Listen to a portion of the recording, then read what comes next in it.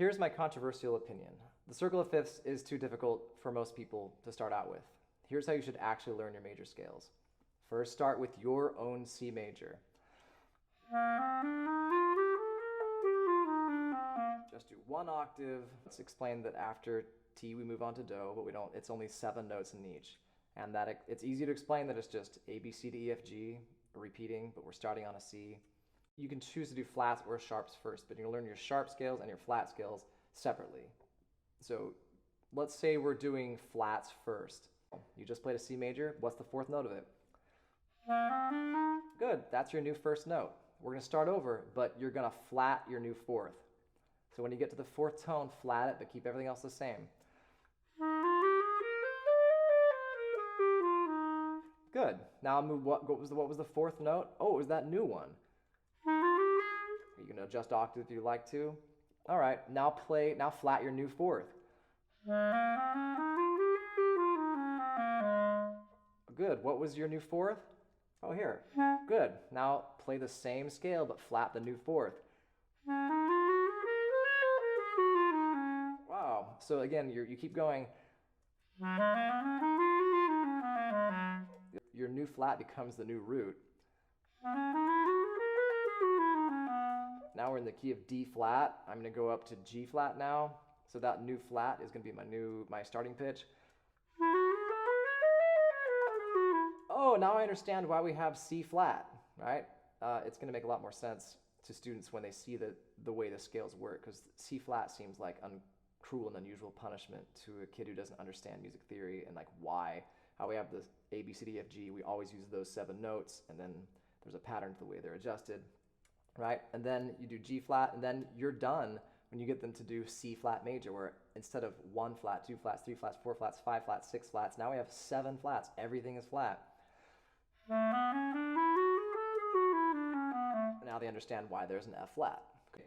So instead of going on from there and saying, all right, well, now you need to think of that instead as 5 sharps, that's enharmonic, we need to move on. You're gonna learn to connect these later. Now go back to C, and let's learn how to go the other direction. So instead of going up a 4th and flatting the 4th for sharps, we're gonna go up a 5th. Good. So now we're on a G, and you're gonna sharp your new 7th. Everything else is the same. Good. Now go up the 5th of that. Keep your old sharps and sharp the new 7th. Good. Now go up the 5th. Good. Just the octave when needed, and keep all those old sharps to sharp your new 7th. Good. Up a 5th. Keep those old sharps, sharp the new 7th. Good. We have 4 sharps now. We're going to do 5 sharps next. I see the pattern. Go up a 5th. Okay, ready? Now we're going to sharp the new 7th. Keep the old sharps. Good. All right, now we're going to sharp the new 7th. Oh, now I know why we have an E sharp. Up the 5th. Now we're on the last sharp scale. Everything sharped. And now you understand why we have a B sharp. Yeah, and like obviously it's easier to play a D flat most of the time, but being able to think with C sharp as a root is helpful for playing when you're going between, you have C sharp minor. You should learn up to 7 flats and 7 sharps. And if you keep going, you're going to get into more scales with your double sharp, like G sharp major with the double sharp, the F double sharp at the end. It makes sense, and you see why, how that could work. But I think it's enough to go to 7 sharps and 7 flats. Now, once you're good at playing your scales like that and you've learned them, then you can start looping them together. And so when you're coming around and depending which you can go, I don't care which direction you go around the circle of fifths, or whether you call it the circle of fifths or circle of fourths, it's all the same thing. But if you start going, it's much more advanced when you have students and they're getting to the key of D flat and then they get to G flat, and you say, all right, now switch and think of this as F sharp major, or think of it as G flat, but then have the next one could be instead of C flat, have it be B major, and just switch to 5 sharps. Once you know all the scales, that's much more doable, and it's very cool, and it makes sense harmonically. It's a great tool for composers or jazz musicians knowing that cycle of fourths. But it's actually much more useful Instead of teaching them circle of fifths and playing how their scales in circle of fifths, have them play their diatonic chords with diatonic fourths instead. Like have them play a C chord.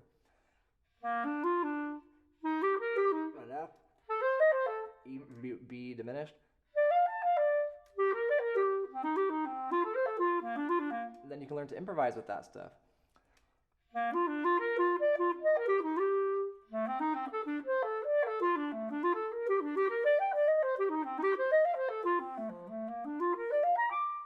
Anyway, I hope this is helpful for learning your scales. In band, we often have to compromise. We start in the key of B flat major, and flute players don't learn B natural and E natural till they have private lessons down the road. And I understand in string orchestra, it's a lot easier to start in the key of D, right, than it is to start in the key of C for a violin.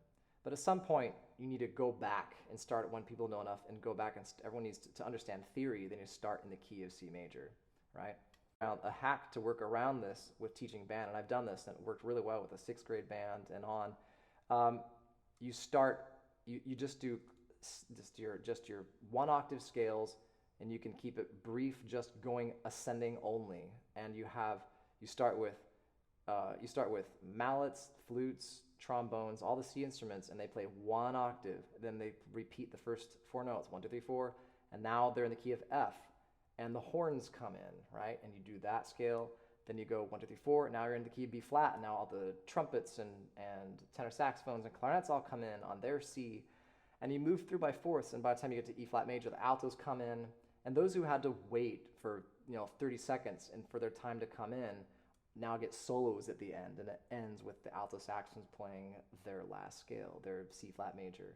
And when you do it when you go the opposite direction than sharps, it's backwards, but it works. So if you make a few people wait just a few seconds and you cue them in, you can have this really great experience where they learn their instrument, playing their scales in the proper order, learning all their sharps and flats one at a time, and building upon it. And they actually understand theory and scales.